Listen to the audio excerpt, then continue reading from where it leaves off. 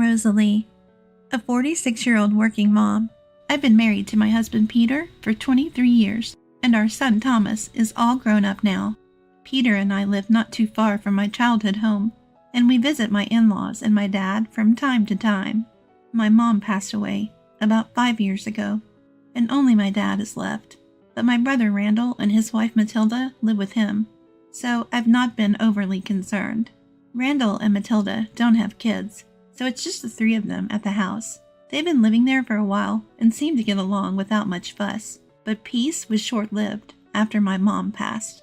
About a year ago, we found out that my dad has dementia.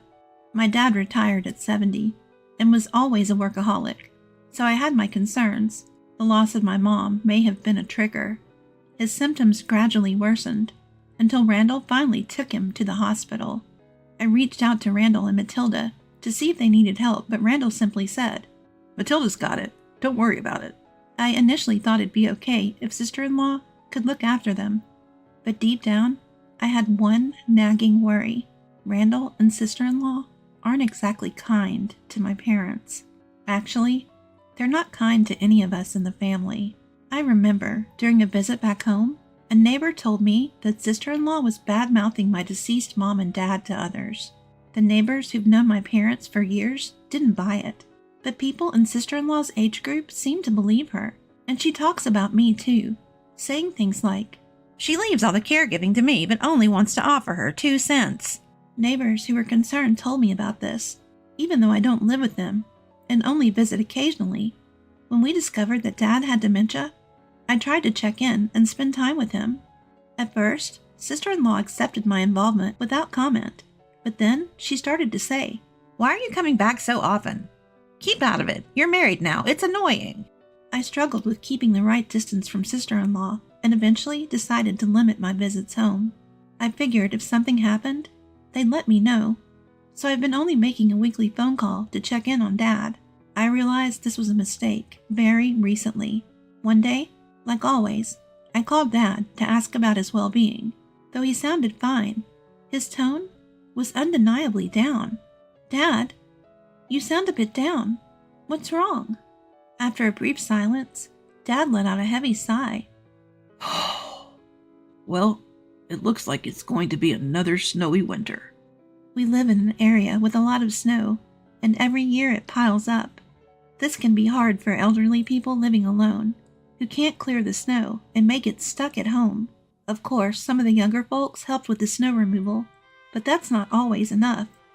I looked out of my window and noticed it had started to snow lightly. "Don't worry, Randall and the others will probably shovel the snow. You'll be fine." I thought Dad's concern must be about the snow removal, but he sounded unconvinced.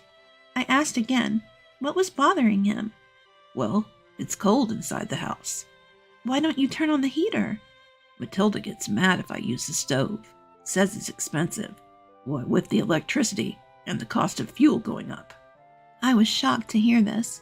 Yes, the cost of living has increased lately, but it's cruel to live in a cold house in a snowy region, especially for an elderly person. I mean, Randall and sister-in-law are at work during the day, so maybe they don't know how cold the house is. But Randall grew up in this area. He should know better. I hung up with Dad and called Randall. "Come on, I'm at work. Stop calling me." When Randall picked up the phone, I could hear his quiet tone and picture him shrinking into himself. "Sorry to bother you.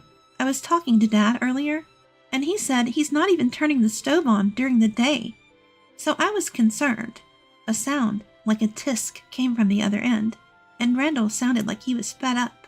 "Dad said he's fine. Stop meddling in how he handled things. Matilda's getting annoyed, saying you're too nosy." "I'm sorry." Randall's irritation was palpable. Even through the phone, left without words, the conversation ended abruptly when he hung up on me. Staring outside, I noticed the snowfall had intensified since earlier. I thought about checking on Dad, but a glance at the clock showed it was almost 4 p.m., assuming my sister-in-law would be home soon. I decided against causing more friction and chose not to go. Days later, the snow continued to pile up, transforming the outdoors into a picturesque winter wonderland. Houses with little activity were buried in snow, and cars were quickly getting covered overnight. During the day, I joined my neighbors to shovel snow, making walkways easier to navigate for everyone. Thankfully, snowplows managed the roads, so that wasn't a concern. Shoveling snow really boosts my confidence in my physical abilities, and it's also a great workout. Sure, it's tough, but it's a good opportunity to interact with the neighbors. Hey, Rosalie! I saw Lawrence standing in front of Randall's house the other night. What? As the neighborhood ladies and I are all gathered, happily shoving snow together. The woman next to me looks concerned and starts to talk. She's a nurse, working the night shift in a 3-shift rotation. She says she usually gets home around 1 a.m., and that's when she saw it. I'm shocked, and my mind starts racing. Could it be that someone is wandering around late at night? I haven't heard anything like that from my brother and sister-in-law. He was dressed more like he was ready for bed. It's not just a cold he could catch, it's downright dangerous. The woman shared this with a grimace, and it felt like she was holding back. Thank you for letting me know. I'll check with my brother and sister-in-law. I didn't have further answers at that point. Once the shoveling was mostly done, and everyone retreated indoors, I called Randall again from my cell phone. But since Randall isn't picking up, I have no choice but to give my sister-in-law a call. Hello? She picked up right away. Hey, is now a good time? What? I'm busy. Clearly, the tone in my sister-in-law's voice doesn't sit well with me. I can tell she finds the call bothersome. I heard from a neighbor that Dad's been outside in the middle of the night. What? Oh yeah, we noticed him going out, and it's really troubling us too. At first, she didn't seem to understand the gravity of my question, but eventually gave an exasperated answer. Is it safe? I mean, he's not consistently outside at night, is he? Though I never suspected they'd neglect him, my worry for Dad had me pushing for details. My sister-in-law yelled something through the phone and promptly hung up. I couldn't make out what she'd said, but figured everything was probably okay, so I decided not to call or check up any further. But this issue made me worry about my brother and sister-in-law's well-being. If Dad is wandering at night, they're probably not getting much sleep either. I found myself thinking about different options. Should we consider placing Dad in a care facility? That night, I decided to discuss it with Peter. Well, you might have a point. Maybe it's not best to keep leaving it up to Randall and his family, Peter said. The more we talked, the more Peter seemed open to the idea of a care facility. I could still visit Dad, but if he's going to wander, I'd have to quit my part-time job. I would feel safer if Randall and I both contributed to the cost of a care facility. Exactly. I'll talk to them about it, I said. After hearing Peter's response, I decided to bring it up with my brother and sister-in-law later. But then something unexpected happened that night. Around 2 a.m., the house was quiet. Peter and I were fast asleep. Outside, snow had piled up again, despite our clearing it during the day, snuggled in our warm bedding to fend off the cold. I woke up, sensing something unusual. I listened carefully, and it turned out to be the doorbell ringing through the house. I checked the time. It was past 2 a.m., and even sticking my hand out of the covers, the air felt cold. This was no time for visitors. Feeling uneasy, I nudged Peter awake. The doorbell continued to ring. Hey, seems like someone's at the door. Peter's eyes fluttered open a bit. Sensing my whisper, he seemed to grasp the urgency, and his eyes widened. Then he sat up to confirm that the sound of the intercom was indeed audible. Don't move, I'll go check, he said. Peter put on a warm jacket beside the bed and went out of the room. Peter had told me not to move, but I couldn't help worrying about him.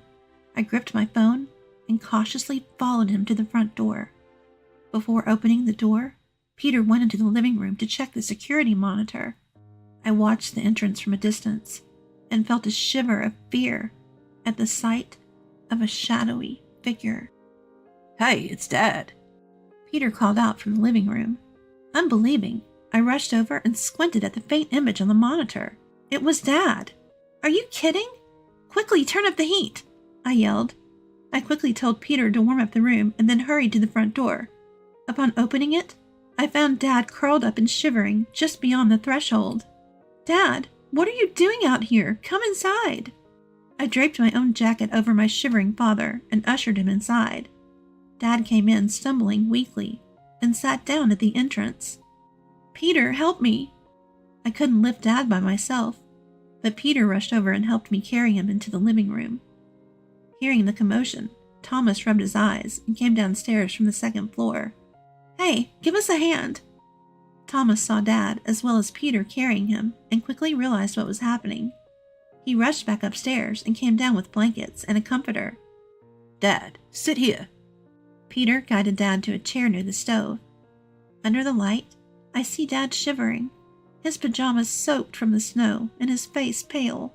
His lips have turned blue, sending a shiver down my spine. It's clear he's in danger.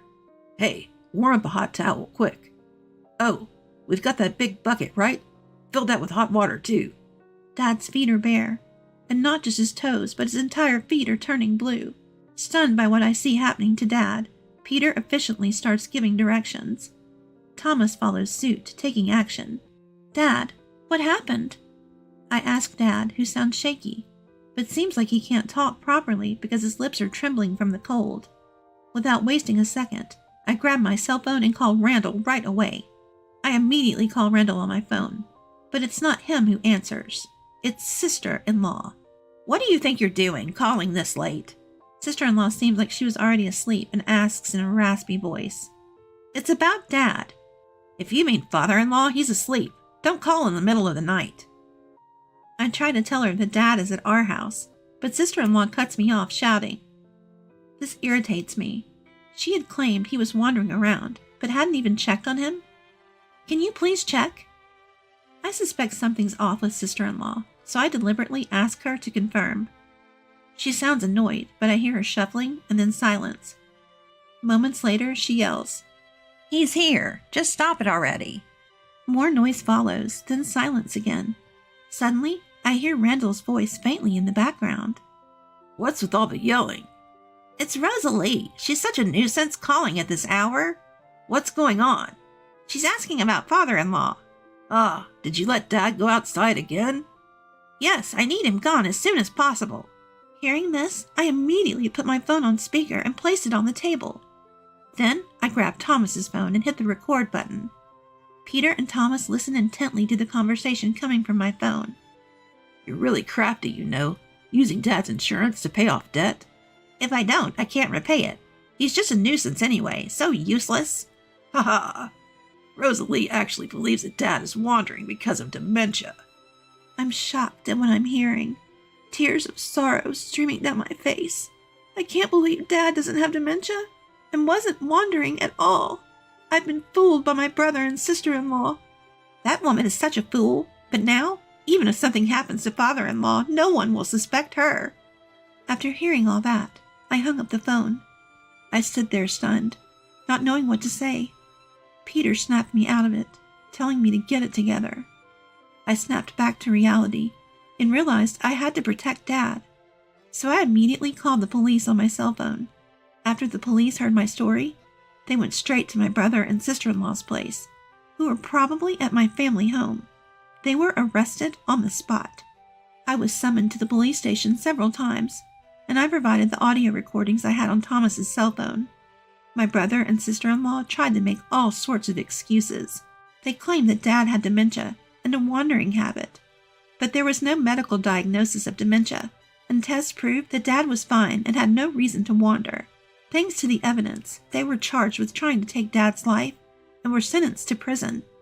After consulting with Dad, we decided to sell our family home. We changed all our contact information and never saw my brother and sister-in-law again. We all moved. When I asked Dad why he hadn't talked to me about the terrible situation he was in, despite not having dementia, he just said he didn't want to be a burden and didn't elaborate further. Dad was always a kind person, never the type to raise his voice even when he was verbally abused by Randall. And since Mom passed away, he's been like a living ghost. I wondered if he too wanted to move on. But Dad never spoke about it, so the truth remained unknown. I'm sorry for being a burden, Dad told Peter and me while we were cleaning up at the new place. Dad, I'm glad I could protect you. That will never happen again." At those words, Peter also smiled and said, "Exactly." Dad gave a faint smile in return.